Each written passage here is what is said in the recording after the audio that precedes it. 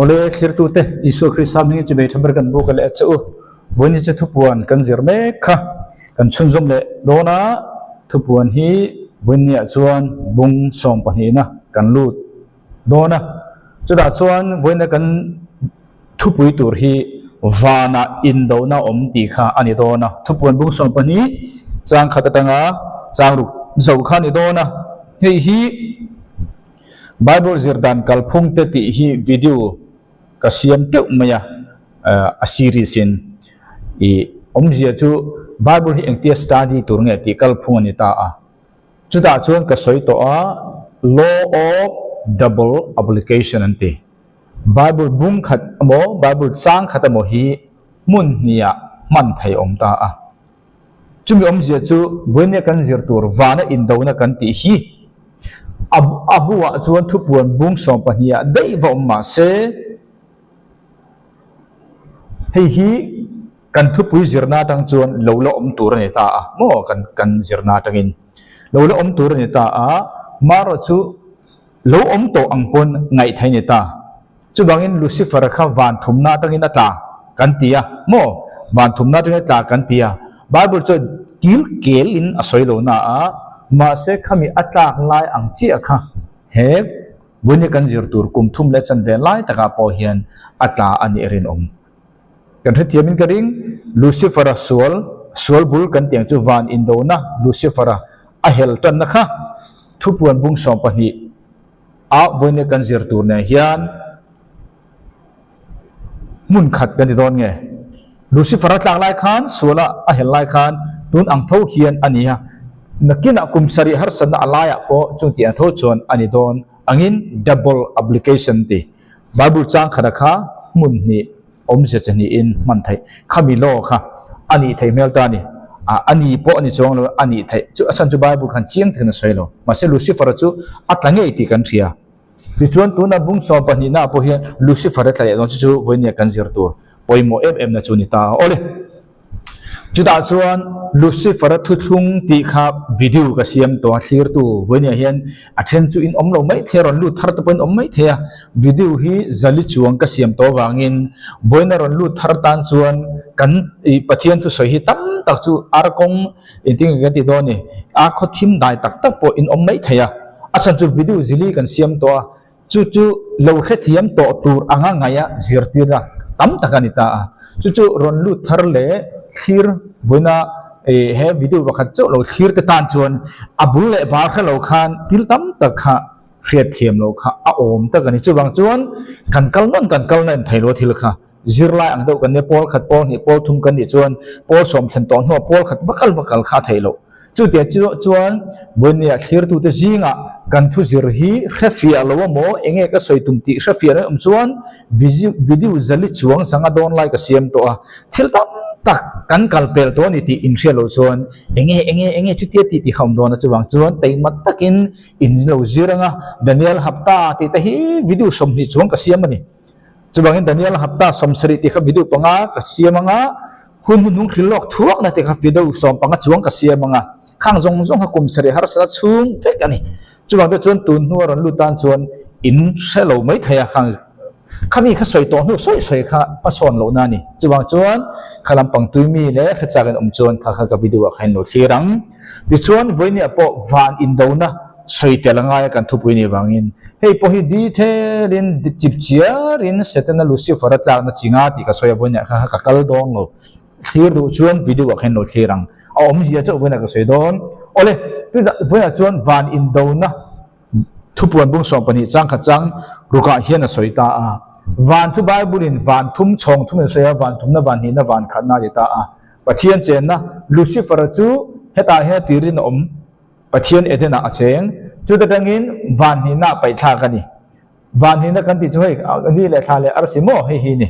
ti chuan van ni na tangin pai thla ka ni le a Lucifer chu le van tir ko sol te kan ti hi satan hi hei hi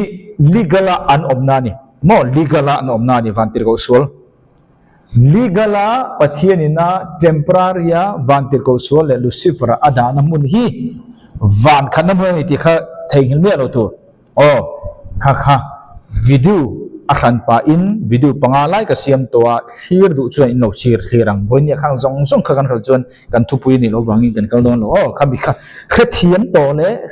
le ngai tha to a ngain kan chun zom do ni chu chu lo ni ta a chu ta chuan voinia kan zir lai kha nge kha voinia kan zir lai chu thupuan bung so pani kan kal ta a voinia nang le ke tu na kan omek huni chu church a present church ai ko khan hun kan ti hi ni a chu chu nakina chuan rep charin oron khar do ni he ko khan hun kan ti hi I chanchin tha le he kumsari har sana chung Daniel hapta somsari na kan ti hi kan chanchin than anglo chu wang than katin Daniel hapta zo to an ti a ani le Daniel hapta cha zo to chuan eng chanchin thang e chan pat kha chanchin tha kha tam ta ko om kha tang po khan Daniel haptai a zo le zo lo soi tam ngai mi lowin video mun ta ka no thir om chuan chanchin tha tang pon a zo le zo lo hi alang reng nang le ke hi ta hian pathian khoi na chanchin tha kan thil rin na chang chan dam kan ni helai huna hian pathian khoi chanchin tha om to lo van lel ram chanchin tha thil don rin na le thil ti ni chu chu alo ni ta chu wang ta chuan khang zong zong kha tu na ka soi to kha video som ni chong ka siam to hun nung khil lok thuak na video som panga chuang ka siama hemi chung bo ruak vekhiniang chumin huwa Daniel hapta ti bil hiau len video panga chuang ka siam boka hemi lo pian dan chuan khalam pang khachiang du inom chuan kha khan no thir don ni ole chu alo ni ta a voina kan zirlai chu hemi alai takhi kan thengani thupuan bung som pani ta hian chin chiana pasari sakor barte sakor sente sakor dumte mo sakor dangte ti chuan I khovel zapui so son ti te ti chuan chin chiana pasari totorot pasari na chia khan hei ha ma alai kan thleng voine kan thupui hi kan zirai angatang chuan helai buni kan thleng ani ti kha thir tu ten kan thret angai chu helai alai takhi kan thleng ta a chumi alai taka chuan vana indo na omani he vana indo na oma hi lo la thleng khri lo ani tho na in Lucifer atlak lai khan tu na mi ang tho hian mun thuma then mun khat van tir ko sol hi a khem tu ni anga ngai thei ni achan chu Bible danga chung tianga fak a soi lo wangin hei hi double application kan ti Bible chang khat mani se manu Lucifer alo tu ka mi le tu na kumsari har sanna alai lo thleng tur hi akal phung in anganiang ahun ro chin anglo ma se ti kha ngai dana ni adik lo chu fak tur khom lo ma se fak tur chiang ro chu alai hian van in do na om don ti kha chiang tai chu vele chuan Lucifer chu van thumna tangin van ni na tangin van thumna tangin van ni na tangin van khana pai tlang ne ta Lucifer chu ta hian in do na omanga chu drang chun leya pai tlang ne don ni Lucifer kha mo a hrui hroi tenen kha kan thu pui kal phang ni kha ria ela chu ta vele chun Isua second coming alo kalanga kumsanglal ramaron dinanga chumin huwa chatuan ro re na khachun som don ni hangjong song kham video tamlu tuk to ka siam chu wangin voinen khang kha soi kha I video tamlu tuk ka siam to wangin tul to lo anga inga ina ril ru ne khang kha ka soyo indu chen kha zong kha chip share li tuk takin video ka siam cheu to in lo thir don ne ole chu voine kan zir tur kha thu puan bung som pani chang kha tanga chang ru ka kan zir zel chuan mo voinia chuan kan atel don lo na ama second zel chuan pathian lamtang le setan lamtang kha kan mu don ani thupuan bung som pani he ta bung som pani thleng kan kal khan kumthum le achan ve thupuan bung som pani le som pani chu engmo he kumthum le achan ve nu nung zo thukar ze ani kan ti kha alo soi lok sa mo then kha ni chu lo ni ta chu ta chuan pathian lamtang an omdona pathian lamtang a chuan meichia no pang vantir ko makela remnen kan ti chu thiang lim lora tel lo ho abang ho kha an omdona ni chung ho chu pathian lamtang an niang mo hemi hun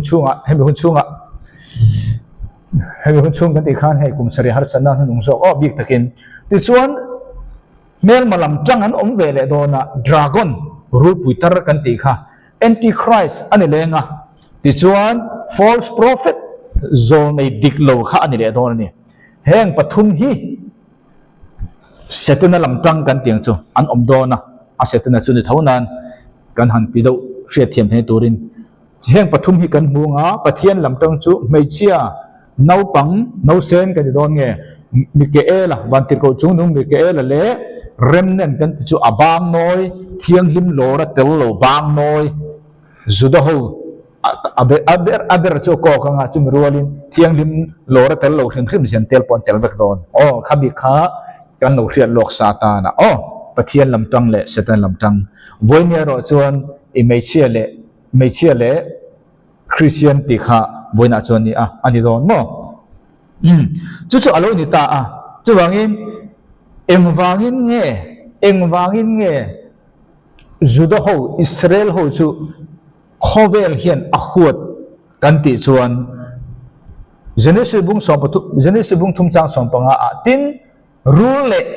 setana le meichia hi ka indo ti rang chunga a tha ta le a tha po ka indo ti bo kang rule tha le meichia tha rule le meichia ka indo ti ranga meichia tha le rule tha po ka indo ti rang setana le meichia helai meichia ati hi evi ni ta mo bible na soi dik tak chu ma se anua local zel ta ila entaila he meichia na ako thai chu Israel namani engwangin mo Israel nam hian Isu Christa ring anoi wangani chu bible in an do tur ni ta chu wang voi nia setana le meichia setana tha te le meichia tha te voi nia setana chuan direct in miron belo man ruwa ron naya Christian te min ti du da tu te min ti du da ring lo mi ten abi takin meichia voini chuan Israel anti du da setenen tu te mangin nge Muslim mangte nam charang mangin ati du na ta chu bible soi khani chu alo nia chu bangin voini engwang Israel hi nam tam takin an huat kan ti chuan Isu Christa ring tu khani khat Isu Christa chu tu nge lom lo ber tu setenen tu nge manang mi ring nam amanga Israel ka huat ron tir ta ni chu voina ring tu tam takin kan thia lo wangin Israel tan kan tia Israel kan tan ne lo pathia ne tan achan chung wang mo khovel tan tu ring tu rata na pathian avul anni chumi wang chon voini thengin seten na hu akha voina kan zir tur chuni chu wangin Genesis bung thum chang so panga hian alu soilok sa chu wangin voini kan zir tur thupuya chuan kha hi pathian lamtang le seten lamtang kan zir zel turani mase voini chuan ture tunge kan zir ber tur kan di chuan voini ta na chuan i juda le Christian te seten na min huat na kha voina chuan kan zir dorani kha kan thriat tur ta na ole chumi chu hredengin thupuan bung som pani kan cherang chang khata tangin tin wana thil magro puina satak lo lang om ta meichia chu ni manga thuam ani ta meichia chu nge kha ni manga thuam ani ta tin ama ke hnuaya tha oma tin ama luchunga arsi som le pani lallukhum oma tin naw pai chungin ani chu auta naw hrin naw vei chungin tin naw hrin tir ni turin atina ta kan mutta hi thupuan bung som pani chang thai tang chang nia chu bangin hemi bible chang thu hian meichia kan hmuwa he meichia chuan tunge ako kan de chuan tunge a symbolize kan de chuan Israel namani achan chu engwang mo he meichia khan enge nei kha naw hring tunge naw hring tu Israel anam zong in Israel namani ta hian kan hmunga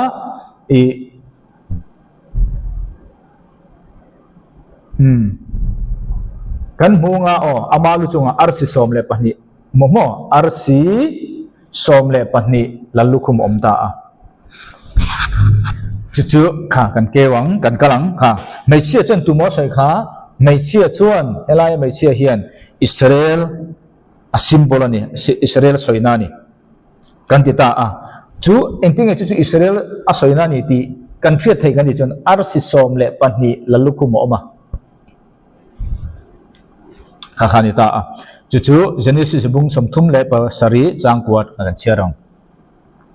meichia kha Israel soina ka te kha Israel chuan anam zongin soitaila Isu Christian ring le Genesis bung som thum le pasari changwa chuan tin mumang dang anei le a tunge hei kan soi kha Josepha mo anei le a u te chu a khil le a ngai te u mumang ka nei le ta a ngai te u ni te kha te arsi som le pakhat te khian chibei min lo buk zok nia mole atia tin apa chu akhila a u te ho po apo tu chuan apa chuan azila anena mumang inei hi eng mumang nge moni keile inu le I u te hian leisi in chibei kan bu kan ron bu te lul don che mo atia tin a u ten ani chu an iksika apa ero chuan athu soi chu aril ru in avong renga tuna khan Josepha mang khan enge kan mukha ni kha arsi som le pani ati khan ita tro niya muwa tha muwa arsi som le pani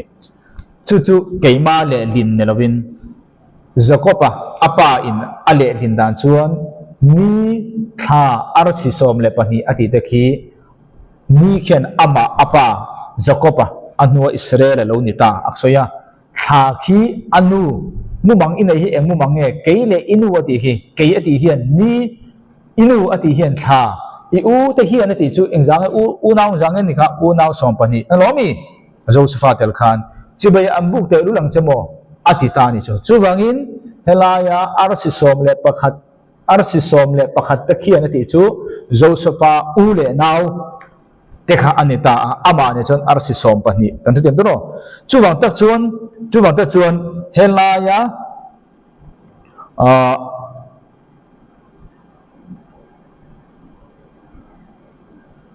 asoita chu wang ta chuan he Israel mei chi kan ti hi helai tang chi khan Israel khan fa som pani nei ta chu rang chuan Israel nam khalo pian tan lomi chu tang chi chuan Israel namatang khan Isu lo piang ta chu wang ta chuan he mei chi chu Israel entir kan ti kha anita kan thiam turagan da chu wang ta chuan ni khan Jacoba entira Israel lo nita kha ti chuan thla chuan anu rekali entira arsi ta chuan Jacoba ule naw som pakhat te ama ne som pani kha entir ta ni chu wang ta chuan helaya meichia nia in thuam ama ke hnuaya thla a oma tin ama lu chunga chuan arsi som le pani lalukhum om kan tia kha me Israel meichia hin Israel ani tia kan soina chone churang chuan naw pai chungin ani chu auta a naw hrinna naw ve chuan Israel khan Isu Christa hring tur khan nuam te kan hring lo ni Israel khan har sat na titin rengin naw hrin tir turin atina ta a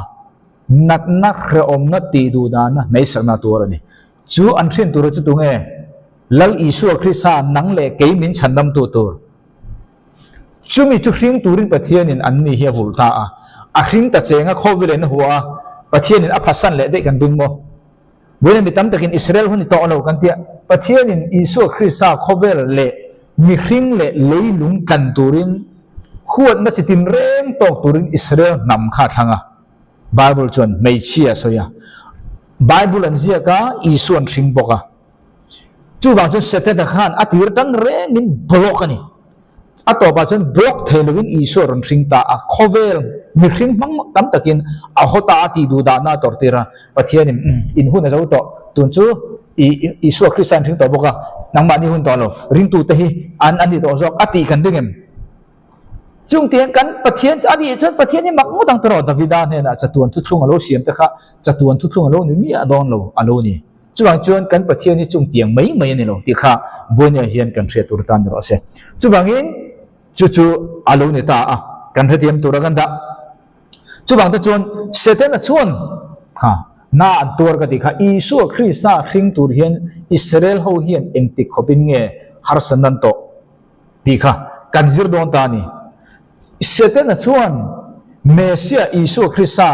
nang mi hring zong min kan tur le he khovel seten ne na kan khal to kan le turin redeem khul le turin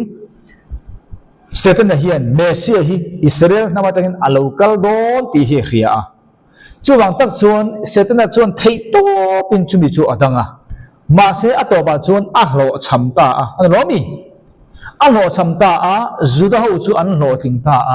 จุดเขาบังอินอิสุคริสต์จูขบเวลาอัลโหลกัลตรามันอิจูทรูจุดอาจวน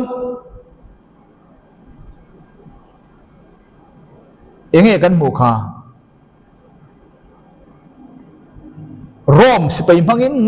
นาวเซนอันติดรู้ไหมล้อมีแล้วเฮโรดามังคันนาวเซนกุมดินหัวจินสองอันติดจิมิตาข้างสองคะแนนไบเบิลินตีชิงตูรินตีอันตินาอันติค่ะเรามันตรนัสเซีย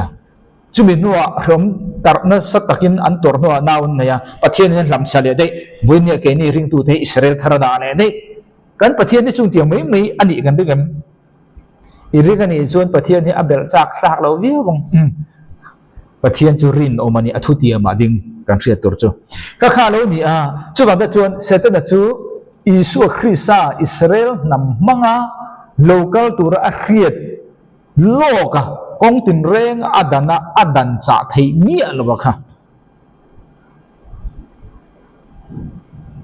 ตัวปัจจุบัน local จะเท่าเสียเรามีอิสุ local จะเท่าตาข้าไอทุกโซ่ข้ากันกัลเพจวนข้าไอทุกโซ่กันกัลเดียวเท่ากันไงเช่นกับตั้มตะกินอิสราเอลสุดได้กันฮัลโหลเดียวนี่รักเฮียแต่เห็นเส้นนี้สิบุ้งทุ่มมาเห็นมิกซิงกันผู้เชี่ยประเทศชั้นดำน้าบัวเสียงห่างจุดตาจวนชั้นดำน้ากันบัวเสียงห่างละค่ะไม่เชี่ยข้าป่วยหมดท่าไม่เชี่ยจุนาวทิ้งตุนนี่จุนาวทิ้งตุนบางจวนไม่เชี่ยอโลกัลโดนดิปัตเตลวินติข้าเฮบายบุลจางเฮียนอะคิลล็อกซาอิฐาเตเลยอิฐาเตไปบุดัมตะกะกระสุนเฟียตัวเองวันนี้พวกกระสุนเฟียตัวนั้นอาจารย์จูที่รู้งั้นที่ซอนกันบ้านนี้กันซองกันซีรังเอ็นจูเวขดาที่ออกมาไงท่าก็ที่ไม่กันตัวทุตักข้าซองอ่ะจู่ๆนี่ตาจู่ตาชวนเองนี่เรานี่ตากันนี่ชวนเสร็จแล้วชวนไม่เชื่อข้าติเชียอินไม่เชื่อจีติเชียอินเจเนซิสบุงรุกาชวนเนฟเฟลิมรัมหัวเลยมีสิ่งอินปอนเราเพียงเชี่ยมกันดีค่ะจู่ว่าประเทศนี้นวัตถุเล่นบางอินประเทศนี้โคเวลเซลนี่ข้าขนักตัวข้าตุยเล่นนัวมิลเลียนที่ตีขนักตัวกรอนสยังนักตัวก็ตุยเล่นนัวมิลเลียนที่ตีขนักตัวกรอนสยังโอ้เลยจู่ๆเราเนี่ยตาจู่ๆประเทศนี้อัตโตปัจจุบันนำบิลกระทันเราชวนเห็นเมเซียเราเพียงตัวระกระรัวมันมีขึ้นแต่กันตัวเลยโคเวลกันตัวระกติฮีก็งอมโลเวตีอินประเทศอับราฮัมจังอินน้ำอารมณ์ตุงโชตาซุมินน้ำมังจวนเมเซียโคเวลเลยลุงโคเวลกติขันเลยลุงโม่เฮสยูนิเวอร์สซงเละมีขึ้นนั่งเละไกกันตัวรินจุดทำขามังขานอโลเปียงจวนี่จู่ๆเราเนี่ยตามาเสจุดเดียจันรอนไปมาเสอัตโตปัจจุบันอารมณ์ช้ำเท่าตาเสร็จนะจูจุดมังขานตีดูด้านนั้นสักนั่นจะรังมังอินอารมณ์เพียงชวกตาเท่าตาอีสัวจูอันล้อมีอารมณ์เพียงชวกตาเท่าตาเสร็จนะจูตรมตาจุดเขาจวนเนี่ยนั่นจังตานี่เปลี่ยนชวนะจูระมาเสตาไม่กันเสร็จนะค่ะตรมเล่นแล้วเนี่ยกันจิรเจลโดนค่ะอารมณ์เปลี่ยนนะตูระไปนะสัจจะดิจวนจังทุมนะทุบวันบุ้งสองปนิจังทุมนะตินวานาทิลมักดังลำออกมาตินดราก้อนเส้นเลียนปุยดราก้อนเส้นอันมังเคอร์เนี่ยเลียนปุยฮีเอ็นโรลุสริเตกิสอมเตอามาลุจงะลลุกุมปัสริเตในจุงินไอตานีดราก้อนเส้นดราก้อนยังบางเนี่ยดราก้อนจูตุงเอสวยนะดราก้อนจูเอ็นไตละเสตนาสวยนะนี่เฮ้บุ้งจังกัวทุบวันบุ้งสองปนิจังกัวทีมดราก้อนเลี้ยงปุยจูไปชัวอันนี้ตาจูมาสังรูปปุยเดียบอลอะไรเสตนาเตียกอันนี้ดราก้อนจูตุงเอค่ะเดียบอลตีกันเขาโดนเงี้ยเสตนาเงี้ยกันตีโดนจูบางอินอะไรดราก้อนอธิฮีเสตนานี่โมเดียบอลทีนอันนี้จูขบเวลปุ่มปุ่มฮีอบุมตาเลยลุงจงอันนี้จูไปชัวอันนี้ตาทีนอามาเนี่ยอามาวันติดเขาตะโปจูไปชัวอันนี้เวเฮ้ยวันนี้กันจิรตูราชนเตลโลมาเซนัชินักสวยตัวข้ากันเขียมเฮ้ตาขันกันสวยลุเลยโลกเงี้ยเฮ้ตาวันขันหน้าขันนั้นอมข้าเฮ้ตาขันฮับดานิเอลฮับตา กุมทุ่มเลยอาจารย์เวลาตะกะขันแอนติคริสต์ขันอามีเจียรอนติลังอินอันทุทุ่มข้าอารอนบอชตาเกฮิจิเบมินบุกรูเกฮิปะเทียนกันนี่อารอนติเจียขันอันนี้ค่ะตีลุมันนี่แอนติคริสต์ค่ะมิชิงปังอะไรนี่ตีลุมันนี่ค่ะบุ้งสอบประคตากันจิรโตจูเวลจวนอาทิเจียค่ะอาทิเจียค่ะอาทิเจียค่ะควาร์ครุมมงในละวะโบราณนัฟปากันติjuda isro ta mangtu thara wa kha khor khrum mong nei lo amania kha bung so pa khada kan zirwek to chu achunga aron lu tanga antichrist thita taksa chunga kha aron lu tanga chu vele van khana tangin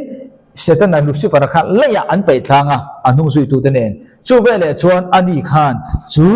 antichrist thita chu akai thowanga iso thina a thole ang chia khan alem ron changdon ni kha kan zir to ve kan kha ron soinon le me nge bung so pa khana kan zir to chu alo ni ta chu ta chuan kha lucifer kha khovela to ni chu pai tla kan ni to tro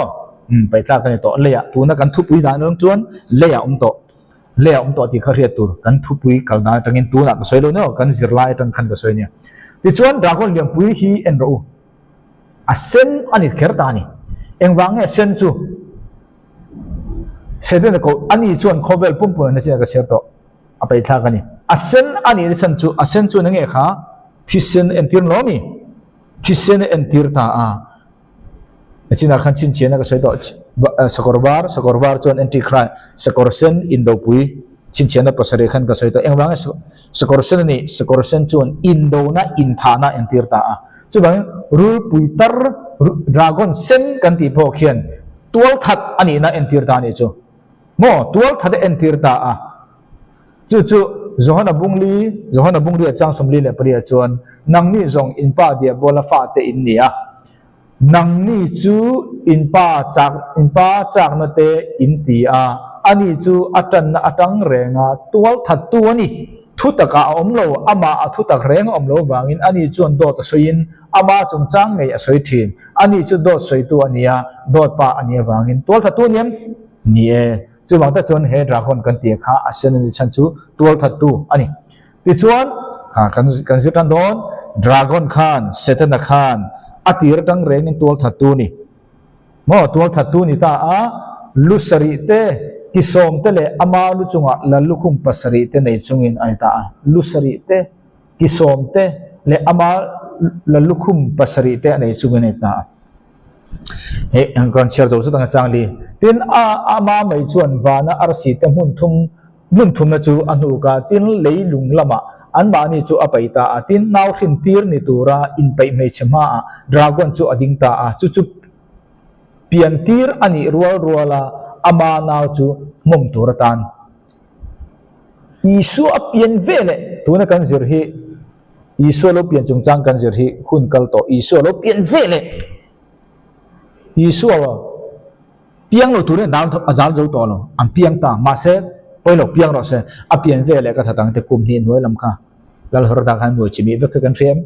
ka kha ni ta hela hi khadu kan om thea lusari te kisom te adita ama lu chunga lalukum pasari te nei chungin ati hi dragon hi seten nakha hemi kan thupui hian enge ken kan ti chuan koron tilang lusari ati khan lusari kha kan rem helai lusari ati hian tu tenge asoi kan ti chuan khovel empire lo om to seten na aman ho kha khovel thil siam tan tirtanga khovela empire pasari lo om to te kha setan man ro vek te ni chung te chu eng empire nge kha lusari kan ti ho lusari chu eng mo khovela empire an lo om to setan aman empire pasari te kha asoita chung chu tu te kan ti chon Assyrian empire kan theyang Egyptian empire kan thebokang tro ti chuan hey Daniela Nebuchadnezzar mangka ti chuan Babylon empire Medo-Persia empire Greeks empire ti chuan Rome empire khani ti chuan nakina local turke ake pha somkha ake tang somkhan riam Revai Roman empire lo la omtur chu bangin tuna Zohana hian Daniel khan he hi muta Daniel khan he manghi Daniel huna khan amuta mo Daniel huna khan apunita maro chu amma anma ni hunma empire pani kha soitelo achan chu anma ni hun atanga future malam hun tur khani wangin chu wangin hemi empire pani le helaya empire pali le chuparuk lolakal tur ramsom kha enge ka di don kha revive Roman Empire Europe ramatengin Muslim anni mel ganti kha khamiron form tharle tur nen chuan ramsari kha khan lu sari antir ta ne chu ti chuan engbange lu sari ni si ke somi ti le le inti don ta an lomi country tur chu ramsom anni ke tang somum ma se khami ramsom jinga khan ram thu makha antichrist kut hnuai omdon ani chuan an vai khan ramsom mani se ram thum chu antichrist kut hnuai omdon awangin ramsom kha mang ramsom jinga khan khoi bernge antichrist ram tur chu kan thelo ma se rin dan chu om thei then chuan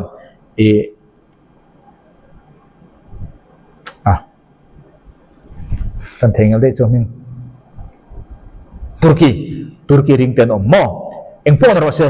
chuta chon ramsom an omta ramsoma chuan Lucifer antichrist khan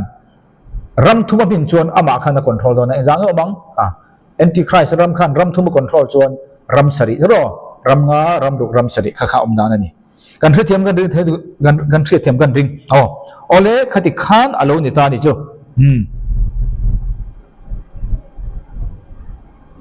kisom ramsom lusari lalukum pasari kan di chu ram thum kha akut noi mawangin ama ram nen ram dang ram gruk nen kha chuan ram sari ani ta chiani kan thetiam min gadinge ti chuan tin amei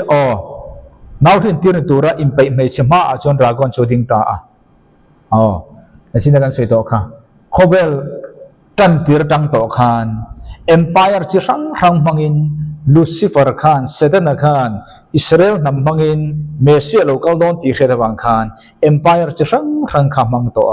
atopa chuan dal zo chuang talwin isu chu alo piang don ta chu ta po chuan dal zo tholon na chu piang ro se apian rolin chu naw chu Satan khan mom du in Heroda te mang khan naw sen ti chi bidalo omta chu ta chuan ai kop tarama Joseph le mari khan an tan bo pui ni kha tro khan song kha kan thia cha bek to ni kha chubangin tuna kan chiar kha Daniel vision ni ta lusari nei kisom lalukum ti kha Daniel khan a vision a khan lo moin ang chia engwange hei hi ram nga chaw ani ta hian kan ti chuan hemi lo lakal tur ne mo revive Roman culture ne chon ram nga achan chu future ani anmani nulama malama lo omto ram ni Asia Assyrian le Egyptian kha tel lo ani khami ne tel chona vain ram sari chubanga lusari kisom ramsom lalukum ati na chan kha lalukum pasari chubangin kisom khan lalsom entira chu kum sari har sana chunga lo tur khani khami ramsom Nebuchadnezzar manga kesom kan ti kha ramsom revive Roman Empire ni don kan ti khani antichrist local na tur chu antichrist ramsom chu engtinga lo don voini nang le kai ko khan huna he ni lo kum sari har sana chunga lo tur ramsom anyenga chu ramsom jinga chun antichrist khan ama nen ramsom ramthum akut hoi da chuan ama nen chuan ramsari ramsom mani se thu nei na ro chu mi pasari angani don ni chu kumsari har sana chunga lallo tur ni mo revive Roman chu bangin chu ramsom da chu revive Roman Empire Daniel na ketang soma sei kha mo elai ketang soma sei kha nia chu ta chuan antichrist khan china kan sei to som jinga pathuma kha aw patang ti chuan chu ve le chuan enge don kha chu ve le chuan crown kan ti chu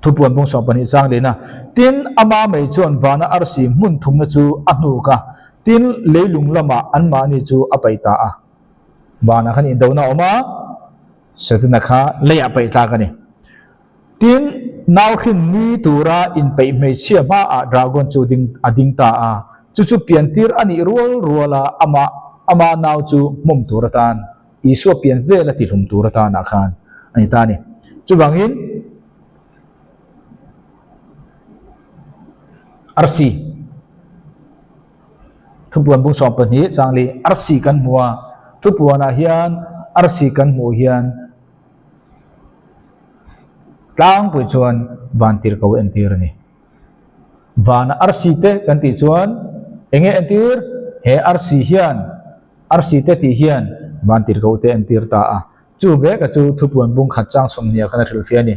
nangin imu ka kuding lama om arsi pasari te thuruk le rangka chak khon bar da na pasari te chu arsi pasari te chu ko ran pasari te atanga vantir ko te ni arsi khange ni kha vantir ko chu bangin elaya arsi te ti kha vantir ko kan ti na ni lucifer setana kha bairanga paita kan ni rol khan bana arsi te kha mo mun thuma chu embange mun thuma ni ma na khan lucifer alo hel rol khan khovel pian tan tir pathiana hel khan khami mun thum vantir ko mun thuma chan mun khan kha amina chung ho bok chu leya pai thlak le ani kha rin wang ani kha double application ka ti kha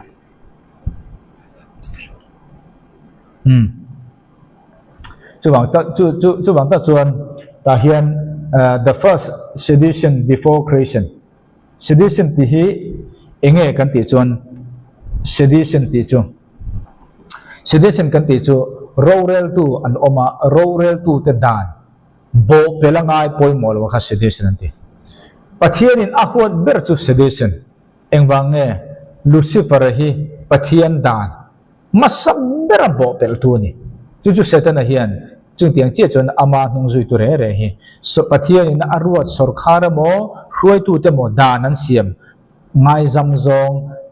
ngai poimol zong apal zu zong te re hi sedition anti chu lucifer atira setana alo ni na po pathian dan siam palzu ta pathian ai chung nung zong nu ni du na ne kha sedition te ni chu da chuan setana chora chuan bantir ko sol khan lo piang ta mo masaber thil siam ma chu da chuan setana athil tum lian ber chu mesia local lo tura itir nga khani achan chung ba mo evi le da mate khan pathian na le thu nei na tharau khovel pathian ram le van ram ka soi to video khan du chan lo endo khawe pani ni ka second he da pani ni lewin mo e pathian ram ka chulak chawani ta van ram khovel control na kha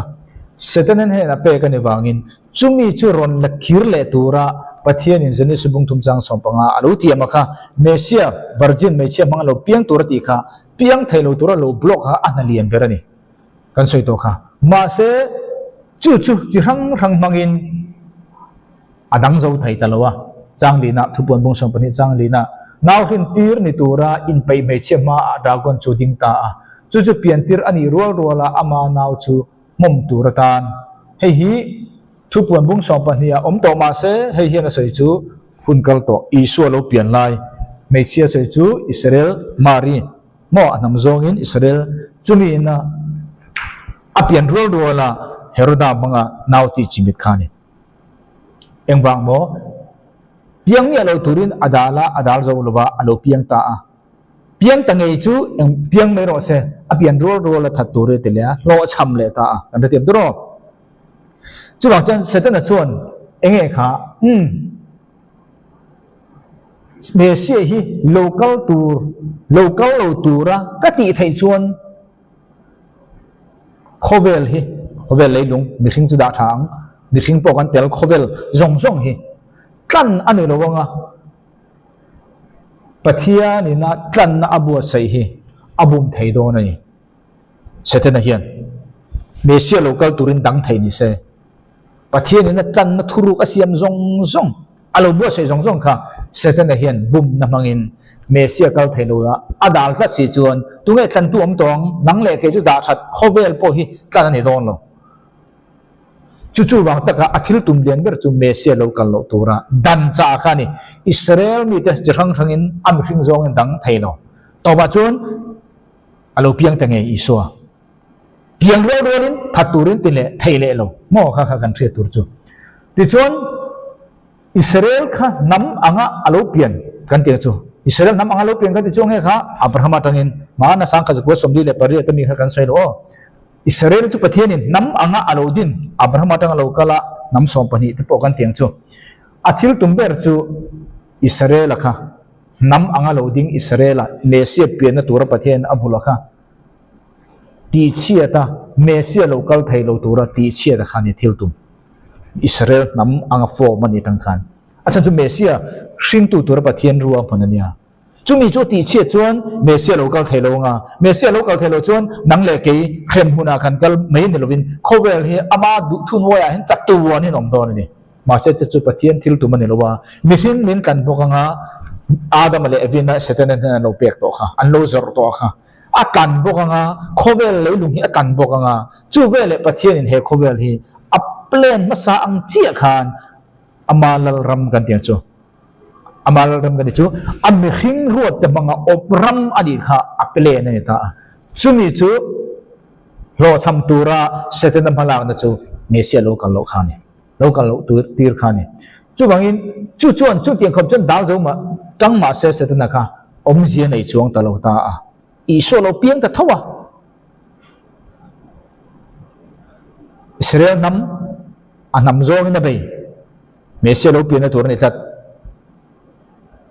ma se om ji om chuang lo a to ba chon iso lo piang a iso mesia nge khati chet tum le a chan chuang bang mo me naw khati chet tur naw khati chet ni lovin naw pang isua lo piang khati chelo turin atia achan chu isua kha alo pian chuan ani chuan mo alo pian rol khan isua kha dang zo lo piang ro se pe lo pian ve le ka e mayang ka that meng ti khani ma se chu po chu engting ati kha heroda mang khanat ve lo mi naw piang lo tur khan ati thailo alo piang tho piang ro se ma se horoda mangin anwai chimitang atia chu po chu iso lo piang tho wa joshua kha manglama warning pe kani wangin iso nen khan I aikopta rama antlan ta ni kha chu wangin heroda thi ma lo chu aikopta an bir ta chu plan po chu lo thing chuang lo setenan mi khing manga bai na ni chu kan sai chu wang chu setenan chon iso kha kon kan tiang chu tham ma tum le ta alomi anam zong in bai Israel nam zong in a lo cham nawan thing tho polo lo piang ro se a pian huna ka tha dang ate herda mang bai le lo cham le tho a boi thak ama mesia nge hi kan thamange the ta atlang sang a kan khuai lomi tlang sang a khuai ta atin diabola chon ani chu tlang sang em tak chunga a khuai chole a khovel lalram zong kingdoms lalram kingdom zong tele an mani ro pune chu ma amuatin anena nang ibok khopanga chibei mubuk chuan heng thil zong te hi ka peve kang che isua kha klan ngai lovin isu khan klan na tho ngai lovin mesia khan isu khan chibei buk sala lucifer kha ti chuan lalram zong kha peturin athamani asan chu khalal ram kham mi thingina eden huana kan zorani subang lalram kan ti kha poimo video ka siam to wena silfia tum lo jo pathian lalram van lalram video pathum pali ka siam to ino in meng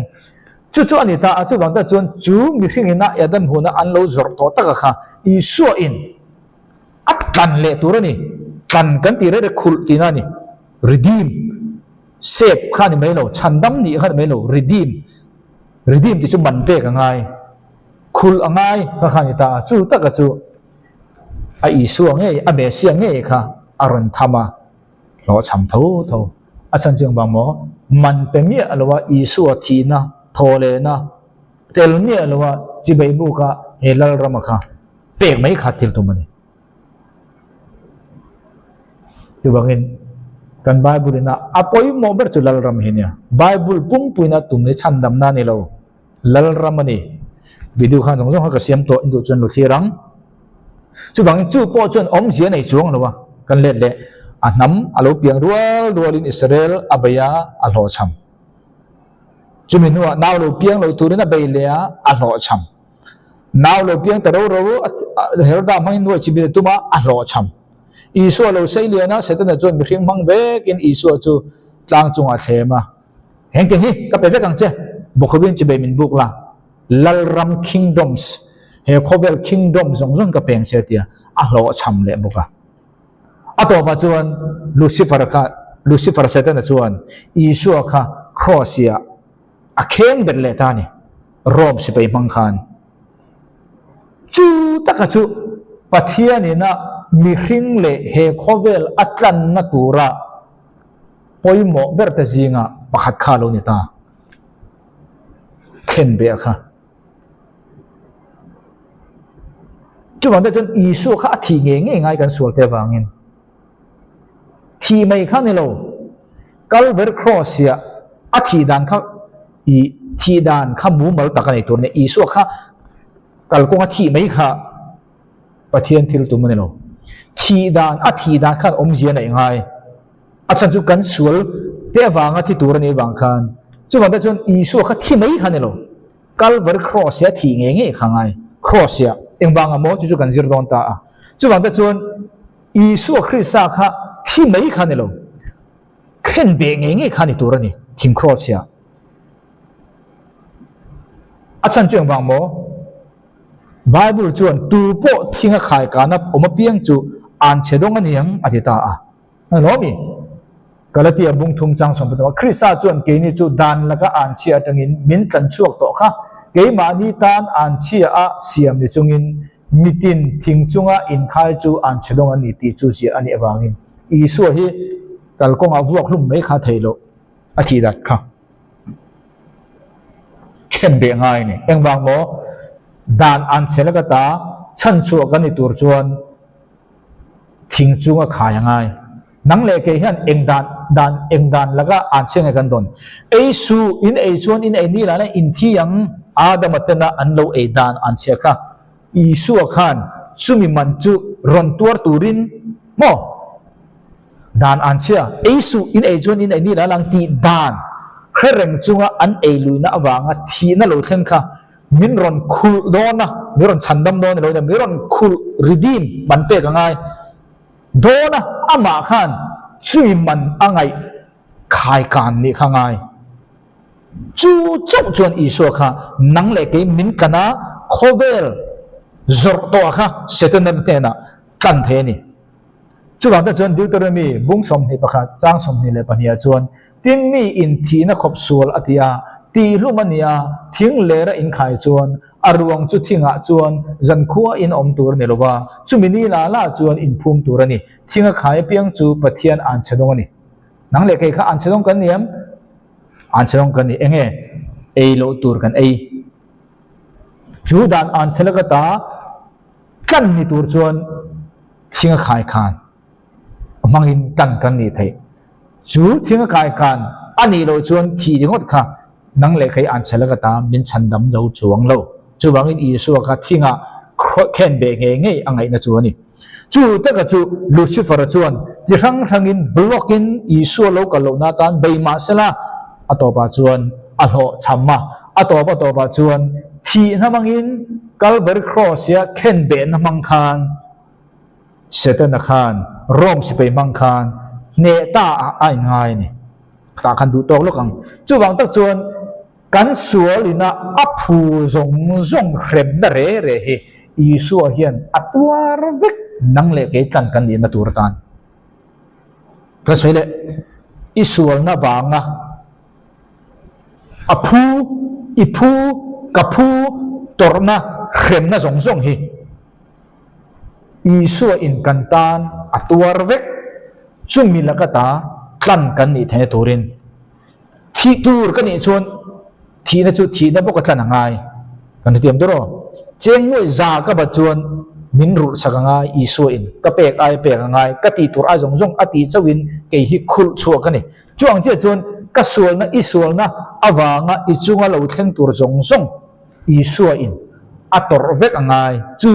engwanga mo nang le ke tlang kan ni the turin chu bang ta chon kan sual be chon kan chunga an chia arun thena chu tak chu isu chu kan tan an chia ni ngai an chela ka da chan dam om tur chun thinga khai ka ne khen be ni nga ya chu tak chu isu in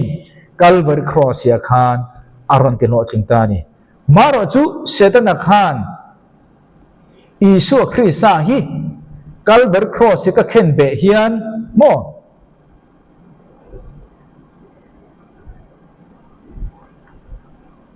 ti khia sela Calvary cross ya isu ka khen be hian pathian tlan na plan hi a hlo ting don ani ti hi khia sela setana hian isu hi kheng bet ni alawang isu khen be mi alo chon engtik lai man isu kheng bet non Lucifer hian Lucifer ka ti kan rom se pe no ti palang aman duwa ka som rom se pe mai mai ni aman duwa ka selo phe na ni kha ka selo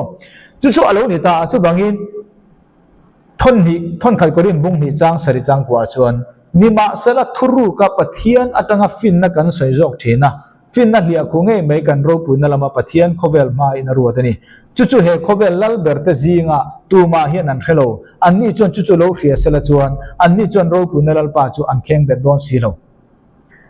thuru kan ti hi kan riam thuru pasari ka ziak to video ka siam to thuru kan ti re mi khia thain lo khe tur china pathian na lai lan lo chuan chu bangin pathian plan chan dam tlan na tura pathian plan kan ti hi thuru ka ni chumi thuru chu engwang nge ni setan na hello chu bang setan na chuan se isu hi Calvary cross a khen be hi athu nei na chu sak tu tur ti thailo tura asiama angaya kha thuru ka khiat lo wangania thuru ga chuan Lucifer an setan an isu Calvary cross a kheng be chia hi pathian in na tlan na mi hring ta na tlan na abu sai ti lo thin na zo kani chu bang ta chon he khovel hian chu chu he khovel lal ber ta zinga tu ma hian an thelo kan ti wang khan he babu na so hiang e kha rom si pai te hian an khen be hi isu hi an thelo ne lovin he khovel lal op tu Lucifer hian rom si pai te bang khan isu ka tha tira he Lucifer hian he isu Krista hi cross ye ka khen be chuan pathian in na mi hring ta le khovel tan tlan na bo sei hi ti hlo thing ani don ti hi a khiat lo wangin rom se pe mangina tha chaw ni khian ni se intik lai me setan hen isu hi Calvary cross ya khem be lowang chu chu he bible na soi ni chu ba ta chuan thuru kan ti chu mystery kan ti chu ka khani rapture hi mystery ni Israel pathian nam than kan ti mystery ni mystery ti chu izir chian o jeng thadon lo chu bang ta chon video khan zong zong kha ka siam vek toin du chen lo en down ne ole chu bang ta chuan mystery kan ti chuan kha pathian tlan na plan kha mystery ti chu ni engwangin nge chu pathian in na tlan na plan chu mystery thuru anga avon tat kan ti chuan lomi zo in azol nei ta mangin hun lo kala zo in atilam fia chau engwanga mo thuru kania thuru se na ria chuan isu kha kheng ben du na isu khen be lo chuan nang le kei kan sual wanga an chia khovel an chia om kha Calvary cross khen be na manga tlana nga ya setana ti du don lo chu wang ta chuan setana khia then lo turin thuru ge da a azol nei ta mangin zo in chu thuru ko chu alai lan zela tuna chuan thuru khatam takan khia ma se chung lai chuan setana pon khia lo khani khia lo wang ta khan isu mesia kha kadang zo amo ati kha pathian in a tlan na bo sai tur plan kha alo ti hlo thing zo khalo ni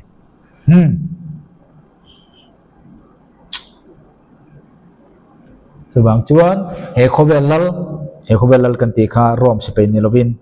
rom se pe pheno om Lucifer khan isu hi ka khen be chuan pathian in a tlan na plan na bo sai thuru kya hlo tiang ti khiani seng englai ma in isu hi Calvary cross a kheng be lowang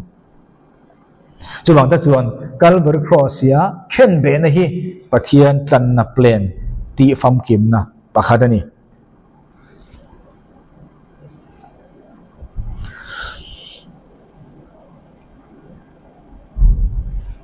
chu bangin an that zawa ทอเลนัวเจ้าคานกัลเบอร์ครอสยาอีสัวเคนเบจูปะเทียนกันนบัวใส่ทุรุกตีโลทิงนติข้าอาเชวกเจ้าว่าเราตายต่อเสียน้อมีอีสัวข้าเราเดือดทอเลต่อจอกอาเขียดเดือดจนเสร็จนั้น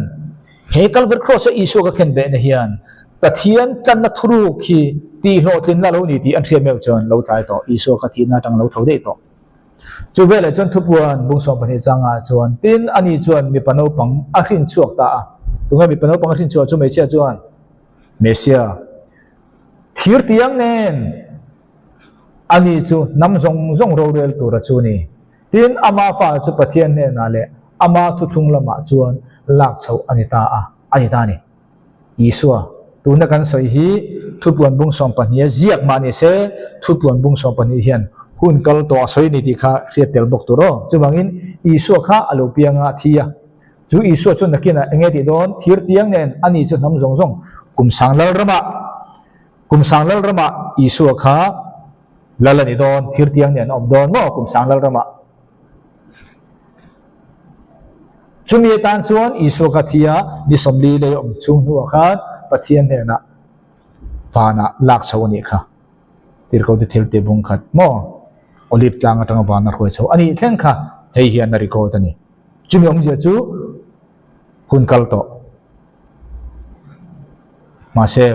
ทุบวันบงสองปันยินหุ่นกัลโตอีสัวโลเปียนดานค่ะไม่เชื่อมังอ่ะโลเปียนดานค่ะมินฟิลฟิอันนี้จูไม่เชื่อมังอ่ะเปียงมีป่าอดีค่ะอีสัวอันนี้เสียกันเสียแทนตุรินอันว่าเฮียนฟิลฟิอันนี่เป็นบางทีในเราเล่าอมตูร์เนี่ยเราวินอมโตกันเสียเฟียแทนตุราฟิลฟิอันนี่จุดหลังแต่ชวนเอ็งวางอินเงี้ยโซฮานาเฮียนปะเทียนเนี่ยนาเลอามาเล่าทุกครั้งละมาชวนลักชาวนี้ตีดากันตีชวนอีสัวเทียภูมินออกมานี่ทุ่มเนี่ยเท่าเลยตีค่ะอ่างไงป่วยหมอโลอ่างไงป่วยหมอจูอีสัวทอเลตัวนัววานาลักชาวอมค่ะอ่างไงป่วยหมอวางอินโซฮานาเฮียนค่ะอาเจียนชนะนี่จุดวางอินเฮลัยโนปังติจูเมเซียคานิตาโซฮานาเฮียนZohana hian he iswa chanchina soi hian keini na kan nai poi mober thil pathum athia phumin oma ni thum ni athole kan ti kha ada lo engwange da lo ani in kha poi mo ati ber ne lo emeji hian apoi mo ti ber chu pathian he na lak chawani le lal thu pha ding lama akinta mi hring le khobel tan kan na zong ka ti fel vet thwa tia akinta ti zok lai takaka asoi wardu wangin chubito nuwa omzia kha aron soi zokani chubangin pathie athil tumber atop na khachu hei khani khowela lokala ti turana ya ati tur zo khan hei hi atop na ne atop na zo ka soi warin athi phumin om athole ti kharon soi no chubangin no pangchunge ni kha lak chawani chumam je chunge kha no pang top na tur kha soi war zoอันทอคารอนสอยอร์โลอัตอบนักสอยอร์ลัลชุดแทงอัชุดนะครับมองจุบังเงินอิสุคริสต์อัตอบนัจูเฮโคเวล่าเลยลุงอ่ะวันรัมจุดาชวนกุมสังลัลรัมอัตงินจัตุวันทิ้งอามาอินอปังข้างซงขวิดูก็เสียมต่ออ๋ออินดูชวนดูเทียบดอนเนี่ยดาวิดานเยรูซาเล็มลัลรัมันยังจัตุวานินดาวิดานเนี่ยนะจัตุวานินอิลลัมก็ดินังติค่ะสวยไม่นี่เลยเนี่ยประเทศนินอัตักตะกลอมจัตุวานินและดาวิดาขลังเลยตอนอิสุจะตีสองพันนี่แต่ก็น้ำตินจุงอ่ะเราเรียนตัวเนี่ยอิสุเขาเขาเวลาแล้วเบรนเนี่ยนังเล็กค่ะวันเยรูซาเล็มทารากันอมข้างซงขวิดก็เสียมอินเราซงโดนเนี่ยจู่ๆเราเนี่ยตาจู่ๆเนี่ยทุบวันอินาอาศัยตุ้มเบิร์จจุบังอินอิสุวานาอัชวะปะเทียนลัลทุเทงะอวัตถุอติขันอิสุวอัจอยมอยนั่นแหละอิสุวอังไอสานนะสวยอวรนานี่จุดตะกัจูเฮบรายบุงสอมจังสองปันเฮียนิมาสละเฮมิคิงอันนี้จวนจัตุวันตานส่วนเตตานะอินทอยนะไว้ขัดอันโตนูอินปะเทียนดิ่งละมาอาหารทุตโจกาจุดตะตังะอามาเมลมาเตอามาเกนอามาเกราชนะเสียมอันนี้เทงะใบเสจุงินอิสุขา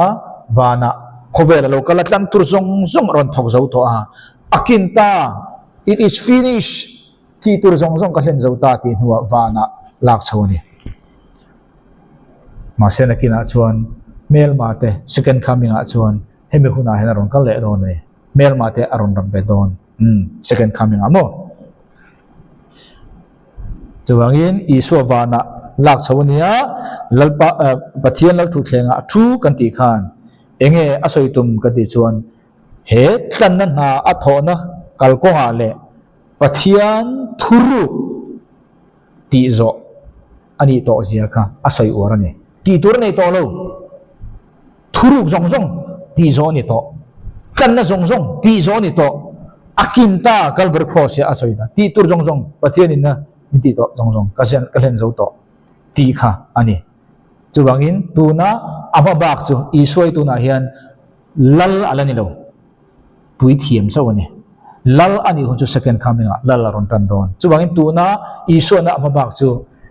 khovel leilunga lal ni tura ron op tura second coming kha ama bak tuna chun wana khian pui thiam nang le keitan pindil sak tu ni chu chu lo ni ta a chuwangin tuna hian isoi na ama bak chu nge amel mate ron kalanga ti tom le aken roya da khani chu chu thupuani na thil tu mani le bong chu bangin zohana chuan mo zohana chuan enge soi war kan di chuan no pangkhawana chawa pathian lal thu thlenga thu ti kha soi wara chu mi om zia chu chu no pang kan ti isuena arai dik tak pon renga ni pathian ding lama lal thu thlenga thu kha chu tu na hian pathian ding lama thua chu da chuan enge ti anga kreng enge nga kha second coming turanga local hun tur kha nga he khovela chu mi huna chuan he khovel lal ram zong zong the kingdoms of this world he khovel lal ram zong zong te setenan kha he lal ram hi ka peng che tia man pe mi alwa thon atum kha isona du alwa fel takin pathian dan ang takin tlan na bangin thing khai kan bangin aron tlan ta a chuwang ta chuan isu hian nang le kei chau min tlan lawa khovel po he kan tel ta a chuwang ta chuan he khovel lal ram te song song kha kan pathian lal ram le ama krista lal ram yang ti kha aron thlen chi adon ne kumthum la chan velai tang khanan tana atak namro chuta chuan van tir ko khapalai mangin isu takin lo la chuk thadon lo kan ti kha atakin ron chuk thla kuna isu khan ron opang chuwang tunan isu hi wana hian oma abel ma te ti tloman ni hun turanga ka chumi huna chuan ama ke hnoya an omhun tur kha nga kani isu second coming kan ti chu chuwang ta chuan tuna chuan nge second na chuan no pang isu mesia chu mo mom tura an bo sei lai me ka bum ani wang khan isu chu dang thei lovin alo piang tha a no te ni lain ti ru matuma herda mangan thi zo chuang lowa alo pui tlinga tlang chunga roin isu thama tuma ro ting chuang lowa calvary cross ya khen be mangin ti to matuma a pathian plan kha ti ro tin deu deu lo ni nu khan isu la chu wana chho to sia chu da chun atar ke ta kha no pang mesia tangin meichia aron pakai ta ni meichia kan ti chu tunga kha ama thing tu israel kha chu bangin enge amel ma chu aron sonta atar ke ta kha atira chuan bumani setana kha no pang lo piang lo tura amala zong zong bum zel ani bangin atopa chuan melma atar ke ta sonta a chu da chuan e bumani ti an riat nu khan setana chuan pathian plan tlan na plan chu isu krista athia thawa phumin omani thumia thole a chuwang ta chuan amatan nei po tuna hian khrem huna bu sei ni ani chu thole ni ti an riat chak khan chumi chu riat choro ro chuan amel ma kha aso sonta isu amel ma nei man om to heklo tunge so sonta kan ni chuan meicha khan amel ma kha so sonta ni meicha kan ti chu tunge kha israel isu krista ring tu meicha kha chuwangin engwangnya israel mi an huat em second upon a huwa lom lungai su chuwang mi ihan huwa hi om te ro nang le kai christian pomin huwa nia engwange an huwa setana khan isu lo kal lo tur kha do an ring satsia tuna hin isu an pom lowa pasien in temporary na hoisana chuwele mitam takhian pathian in chatu na hoisan to do na kan nga ya ani chon Israel hon pa chom ve pathian ni barin om lo ve athuti ama abading om lo ve tro khani do na chung tiang chu pathian ni lo nakina an hun ron thleng le don rep char hun kum sari har san chunga chu bangin me chia kan chu Israel ne ta a chu bang thu puan chuan eng bangin nge juda ho kha eng lai puan nei sadan ni ram le nam anga an lo din atang in Israel hin mai sakar gan nia eng wange nanti chuan isua alo kalma in Israel nam khan nei sak le soi sakan ni to a achan chu setana khan Israel nam kha khobe latanga ti bawdu achan chu eng bamo an ma ni tangin me se ro kal don ti kha riat tha wangin ma se me se hi khobel tan turin local mi lo ta ni se he khobel hi asul ngai tin mun hian chatua nin khobel hi om hlen don ani ama setana kut noya setana la ram chatua ni niam ma se chu chu eng adu to kin adu dan dan in ro bore langa chu mai na lovin setana lom na ber tur chung e kan di chuan pathian ina tran na tura play na ti kha bum le lo cham om tur kha alom na ber nyam achan chu ang bang mo eng lai po dik ber in chal pathian eng ting lai po eng kim khria niang in chal pathian eng kim khria moi kum om a in chal pathian kha a han da mit thei do na kha setana lom ber tur khani chu bang isu me se lo kal lo tur om kha adu em na chan khani ti chuan chu athil tum lian ber khani ta a ma se isu alokala bumani ti an ria chu che kan setana khan chu vele chuan pathian in plan mo khobel sultan tlan na turin mesia local ta ti ang ria chuan mer khan chu mesia chu kan solte bang thia kan tlan na turatan mo kan solna wanga kan tom tur jong song arom pe veka chuan tu po ama ringa piang chu ama ne an zoma ti chuan chethei to lo thu thunga an zoma ni ti a ria chu phai ka chuan setena ati thei om chun chu ring tu te ani lo pole mesia ring tu mai chia Israel namaka mel ma anei ringot khani chuwang tak chuan juda ho kha Israel hi voini thenga ti du da ni na chen setenan nam chi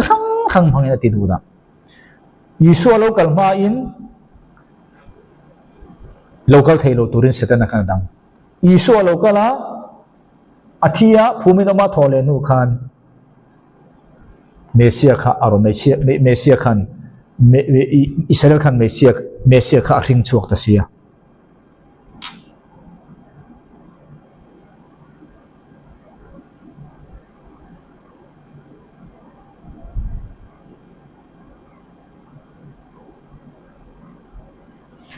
charuk na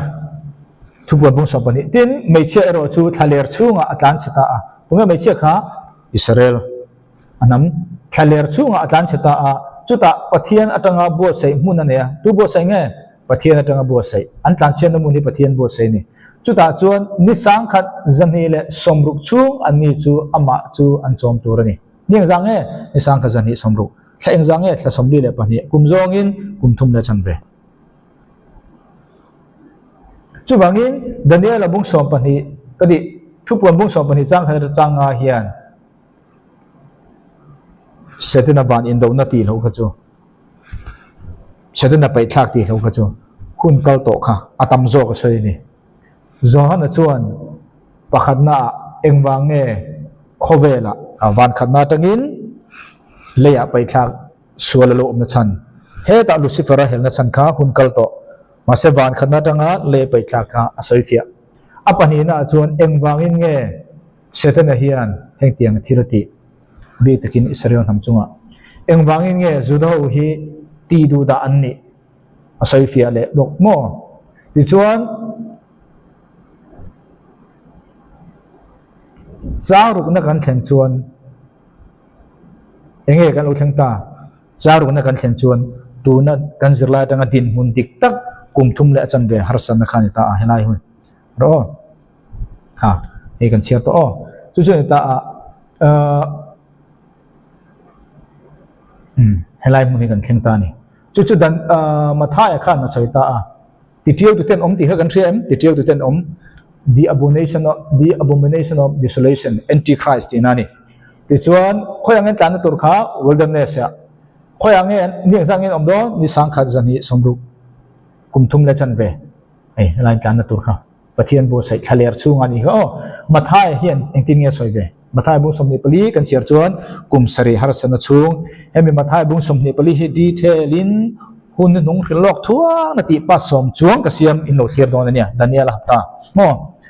chu wangin nangni in mun kho har ten om na in mu chuan ati mun khor ten om ati chutung e kha antichrist hoina kan tiam dro khoyang mun khor ten om chun mu don daniel kum thum le chan ve in mu hun chuan zol nei daniel lamanga soyakha mun thiang lim ma dinga chu tu po achira piang in lo kha thiam ro se ani tani he ul king jem phei chuan refer sa da daniel bung kwa chang som ni pathuma da hi kha khani ta chu ti lai chuan anni judai om te chu tlang chu nga te tan chero se ani ta nang le ke hi juda rama mi kan om don hemina soi chu juda ho israel rama ho om ho ta tlang chu nga te tan chero se ta he bible hian khoi nga nge soi he kum thum le chan ve khan antichrist khan thuthunga bo chianga chu vele chuan ama chi baibu lo tu te kha israel juda ho kha ati du da thoni chu mei chia ti khani kan thatim dro chu mei chho chu tlang chu ate athita a heta chuan koyang ti kha bo se mun chu da chuan ni somnga le adiang pathian ana thaler chunga athita a mathaya chuan tlang chunga athita a kha koyang e daniel thua tangin hemi mun ni koyang e thendon tum le chan ve tu na kan zirlai me khi daniel bung kwa chang som ni pasaria chuan chulal chuan mi tenen hapta kha chung tan thu athunga hapta chan ve aral hun chuan in thona le thu thung anan thin chu ati to panga ten omrap thak chu atem pulmu sa ten omrap thak te chu antichrist ka mo le lini anglo wang me ni the abomination of desolation kha ang ve sa pa chon chu adanga ada tu chu pathian in achena tur ro sakang chet ma chu ta chon omang ai ta chu bangin daniela hapta atangin he kum thum le chan ve kan ti hi asom sari na alai taka khani don chu mathai khana soya mathai pon soita chu da chuan mai chia ta ko ngai tan chatura mai chia kha pathian bo sai kha mi thiam tam tak te na an ngai chu helai petra hi ni ta ko ngai om ka ti chuan tu na jordan ram mo ani atlanga oma det sia tanga mel som ni vel sawlama mo a om July mun chu motion na lunga tanga tu ye buak thlang na te khalai mun khani chu ni ta khalai mun a khan anom dor ani hei hi petran ti ya chu antichrist kharon lang vel a khan ta khan om do na hei hi tu te lo siam nge kan ti chuan hei en un hai akar hi hemi an tlan chedo na ta hian mi thiam te ngai danin tu na po hemi kal tur hian kong pakhat chi om hela pe petra kal tur hian akong la chu he ento he kong he tlang kar ne ta asa na sang je helai kong he kong adang lu thailo sipai ne na kal tur chuan hemi mun petra hi nebatian ho ina an siamani engti hunang nebatian kan ti chu arab nam mo Bedouin tribe aniata tuna Syria omkhe tun hai ingkap kha kan riam Israel na batan kha ho kha nebatian ho kha Arab Bedouin naman nita chung ho chu Petra hi mo BC Zali Velbor Khan hei hi an mani ker he lungpu khi hei tiang zong lungpu khi an mani ker chu chon an lo chenga helai huna hian omani ti chuan Rome khanin Rome Empire ron lianga Rome in sangkhal zale edi zale paruka anvalata ni helai hin kan sui tak chu heta hin Israel te kha antichrist ron lang chi khata hian tla chedon ania kong pakhat chi om chu kong chu hei tiang hen tlang ka ra khaneta chu tlang ka ra chu ni ta hei asir entire tiang hen mo an chepta hei asir tlang vel ene la sipei ne na hankal tur chon a thailo re re chu wangin kha petra chunga lu tur chuan